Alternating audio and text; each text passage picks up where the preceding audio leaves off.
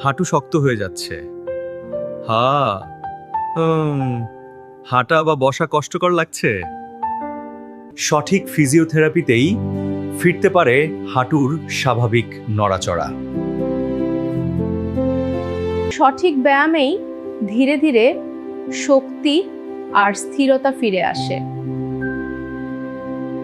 প্রতিটি রোগীর জন্য ব্যক্তিগত যত্ন আর উন্নত থেরাপি।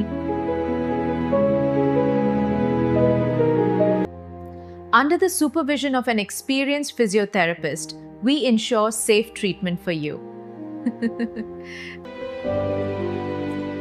আজই শুরু করুন আপনার সুস্থ হওয়ার যাত্রা। হাঁটুর অপারেশনের পর